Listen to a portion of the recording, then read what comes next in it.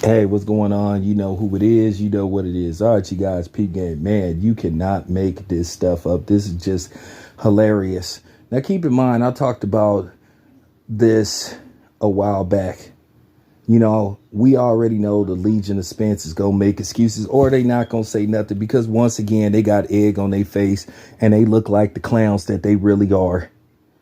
They're not, you know, they're not content creators. They're fanboys and they're frauds. Now, I want to see how they going to play this. Now, keep in mind, these were the same people that were sitting up here talking about other fighters being on the plantation, dealing with Bob Arum or dealing with Eddie Hearn until people that they were doing interviews with were aligned with Eddie Hearn or Bob Arum, you know, via Bill Haney. All of a sudden now it's all good that, you know, now they ain't got nothing to say. Now he went from being Bob Arum, the racist, to Uncle Bob now. But these are the same niggas behind the scenes that were trying to insinuate that I was a coon. Who's the coon now? But I already knew that a lot of you backwards ass Negroes was fake as hell. And you proved it. You constantly proved it with your inconsistency and your whack content. Talking about you for black fighters and fair treatment of black fighters, but then you go out of your way to tear down a black fighter and wish nothing but the worst for him. Because what? He didn't do an interview with you? You ain't no different than white supremacists. The way you guys have tore down and said personal stuff about Terrence Crawford. But it's funny, you didn't have certain boxers say stuff about certain people. And like I said before, the proof is in the pudding. I'm not going to rehash on that, but you know who a lot of these dudes is.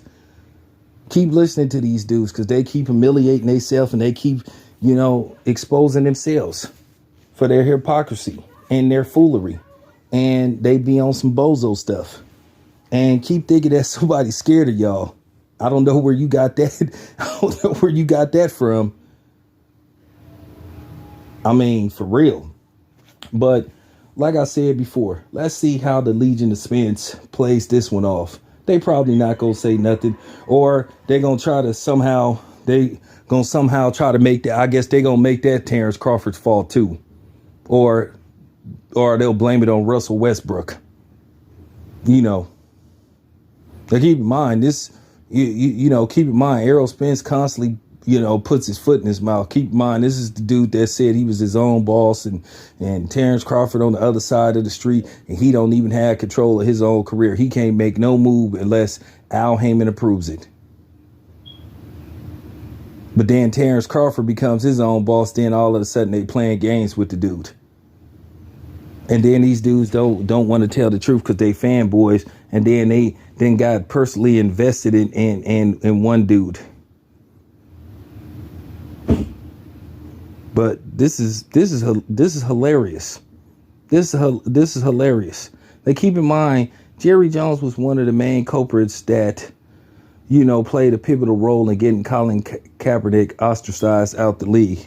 But I guess what they gonna say, what they gonna do? Well, Colin Kaepernick, we really didn't believe in him anyway to begin with. So you know, so you know they gonna make some kind of excuse except for taking a L because. You know, this is another L for, you know, the Errol Spence apologists. But they'll make some excuse because that's what they always do. And I'm just laughing at the fact that this happened.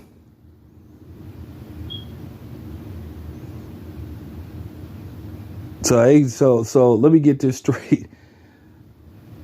They called Bob Arum a plantation owner and said that Top Rank was a plantation. But, well, you working for a dude that blocked black people from attending school. If that ain't an act of racism or white supremacy, I don't know what is. And Jerry Jones, that answer he gave or replied to that he was just curious, like, okay, come on, Jerry. Come on, man, you can do better than that. Come on, man, you come with a better excuse to that. I mean, for real. What? I know. I know. Errol Spence isn't signed to isn't signed to Jerry Jones, but he's done business with Jerry Jones. So this looks bad on Jerry Jones. This looks bad on Errol Spence, and this looks bad on Al Heyman.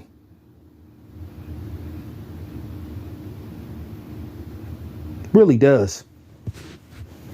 Really does. But then again, Al Heyman always put the brothers on the back burner for Mexicans or other non-blacks. Like I said, he got all the money in the world. He had $130 million to pay Conor McGregor. He had over $40 million for Canelo, but then they can't even find, guaranteed money for Terrence Crawford. But then these are the same cornballs that try to attack Terrence Crawford because they too gutless to call Al Heyman out. And then to a certain degree, Errol Spence got to call Al Heyman out. And nobody ain't worried about none of Errol Spence's guarantees about, I guarantee the fight is going to happen in 2023. Errol Spence's guarantees ain't about nothing. That fight ain't going to happen unless Al Heyman wanted to happen. And that's just real talk. I could really go in on the Legion of Spence, but this picture says all you need to know about them. And didn't Errol Spence say Jerry Jones was like a role model to him or something? Okay, cool. So suspected white supremacist is your role model. I know. Let me guess. Y'all gonna defend Jerry Jones? Y'all gonna say that was a long time ago?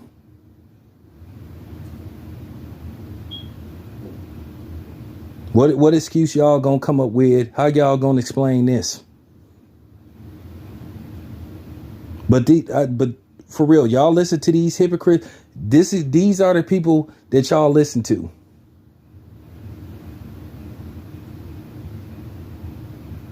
These are the people that y'all follow. These are the gutless content creators that y'all follow. Lying ass. How many times have I blew these dudes out the water, and I'm blowing them out the water again? Let's see if these dudes go keep the same energy.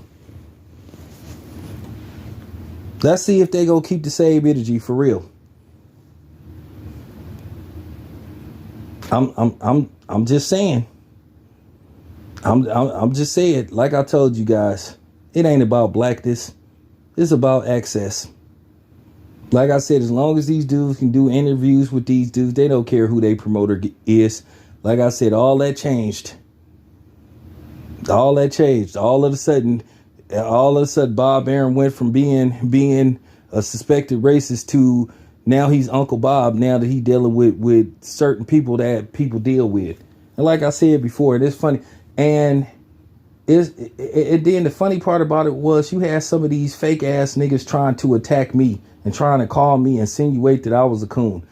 And nobody fights for black men and black women harder than me. Real talk. Like one baby animal looking nigga tried to say that I was Bob Arum's errand boy. But like I said, you may get a chance to say that to my face real soon and keep that same energy too. Please say that. I want you to say that shit to my face. But we already know we already know you ain't really like that. Cause like I said, when you was talking crazy about me on one of your videos, when I called your punk ass, you changed your whole tune. You one of them dudes that huff and puff when there's hella people around. But cool. Cause I'm gonna put you on cool. You might have the opportunity to say that to me real soon. And you know who you is. I'm not saying your name because I ain't giving you no free publicity. Because the biggest mistake you made was thinking that somebody was intimidated by you. You a clown. You talked all that rah-rah stuff, but then you know what I'm saying about the white man, but you sure ran out and yeah, okay. And please, feel free to respond. But like I said before, I'm not giving you no free publicity. We gonna take care of this behind the scenes. No cameras, none of that stuff. Like I said, just keep the same energy. Like I said, you know who you are. But Like I said before, the excuses are going to fly. These dudes not going to say nothing. They're going to talk around it. They're going to try to find some way to blame somebody else. But this is on Jerry Jones. This is a reflection. I'm sorry. I'm just one of the dudes that have the guts to say it. This is a bad look on Al Heyman. This is a bad look on Errol Spence. This is a bad look on Jerry Jones.